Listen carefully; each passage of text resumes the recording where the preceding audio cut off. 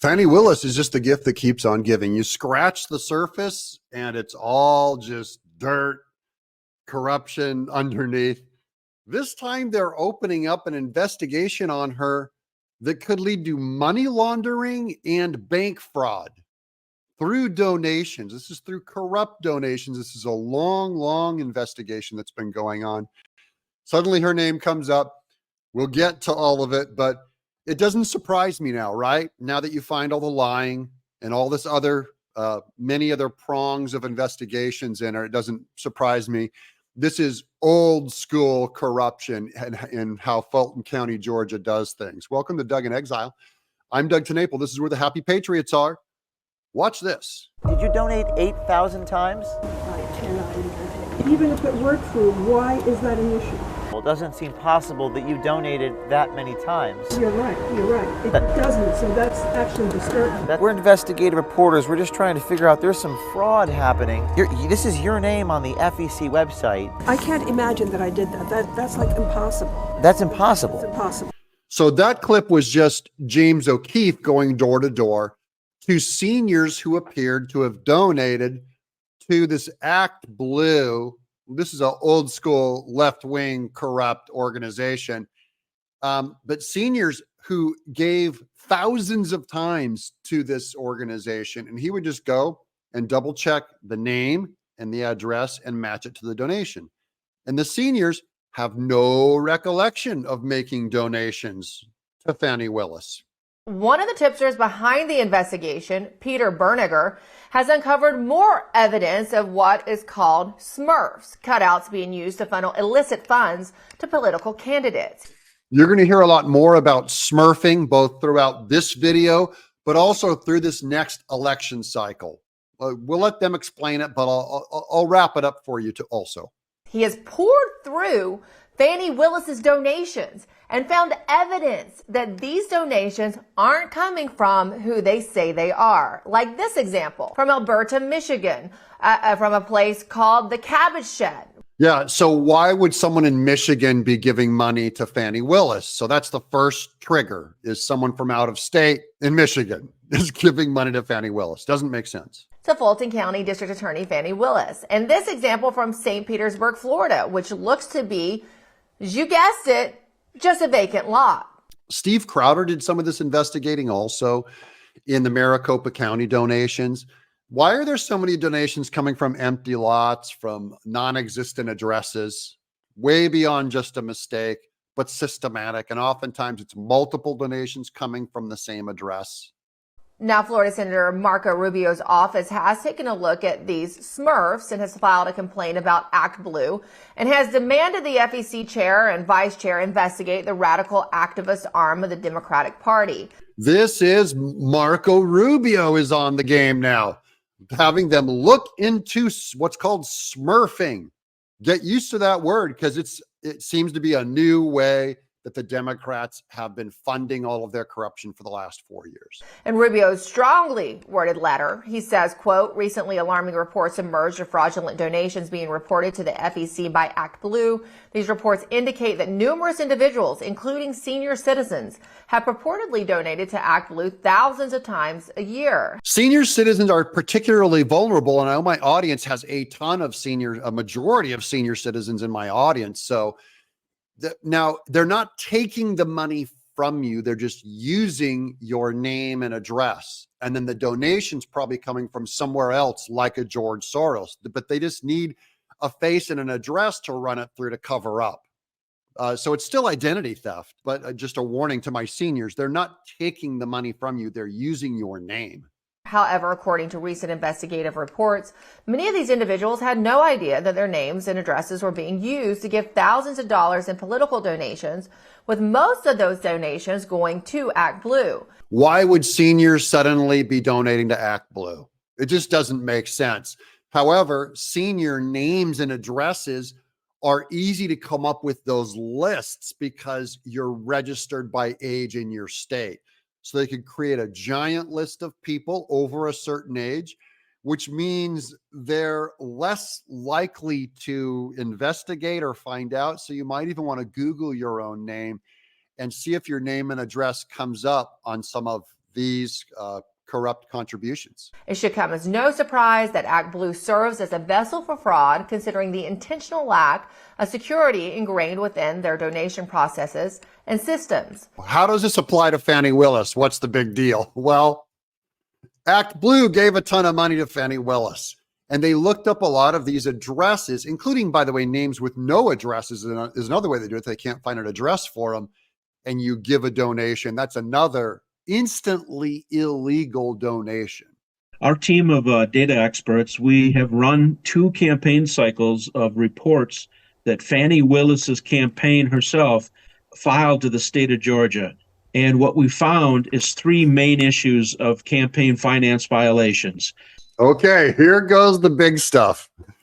This Peter Berniger found 3 fronts where Fani Willis, it ends up being about 50% of her campaign donations are suspect.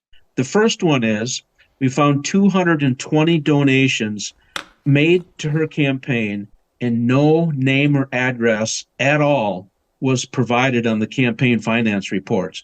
Okay, so that one's easy. If there's no name and address on there, they're automatically illegal. That's 5% of them. Now, we looked it up under the state laws of Georgia.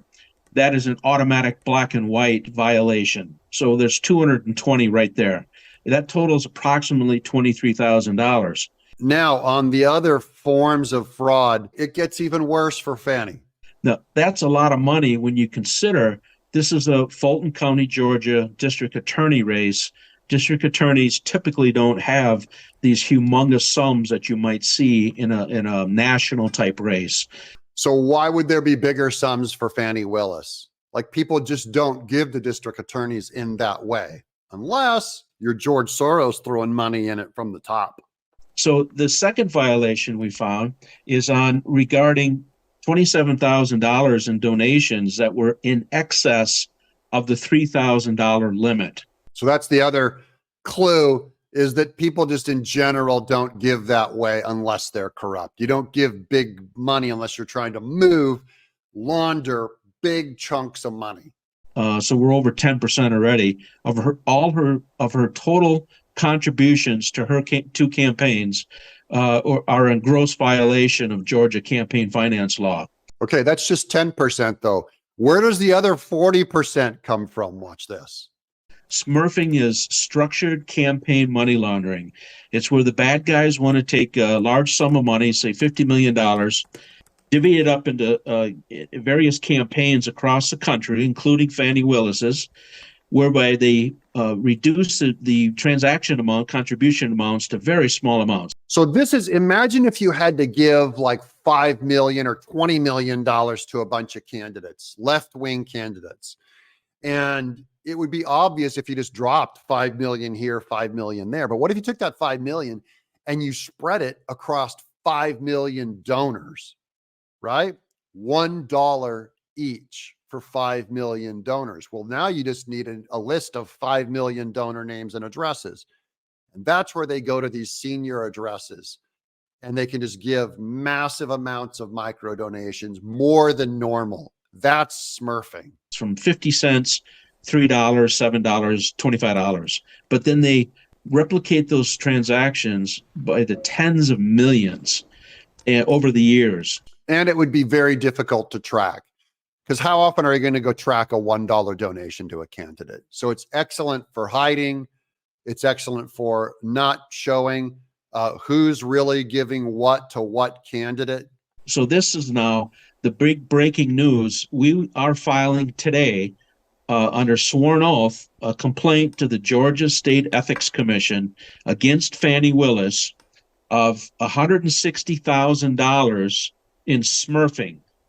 So she would have gotten $160,000 from micro donations, which could be, $1 to $7, maybe 25 and under, but it would be across a bunch of suspect names and addresses. Now, it's never hard to go looking for these people, but the Democrats never want you to be able to verify addresses, because as soon as you get a list of voter addresses and names, they say that you're going out to intimidate voters. That's what the Democrats did back in Maricopa. This You add these numbers up, and we're over 50% at least of all her money coming into her campaign it was unlawful, illegally obtained, and basically she cheated in her elections by using that money. That's Fani Willis, another front. Does this surprise you?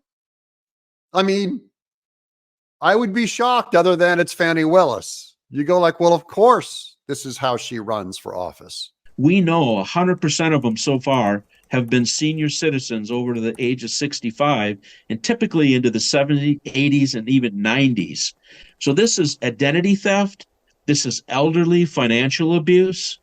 And this is criminal money laundering. And we're filing a complaint today against Fani Willis to hold her accountable.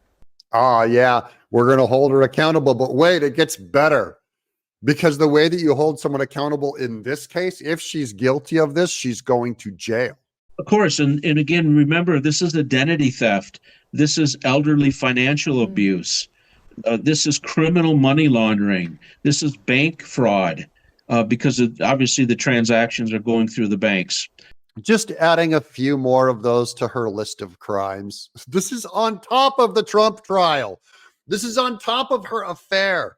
This is on top of all of that. This is a brand new investigation, a new line into Fani Willis.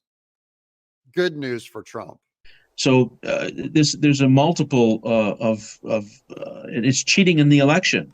Now, I don't know what statute in Georgia that would be under, but she cheated in her election by using this unlawful money to run her campaigns. And what would Peter Berniger suggest? My response, I'd be looking for a response that they go arrest her and indict her. Arrest and indict her if they find her guilty. Fani Willis is going down.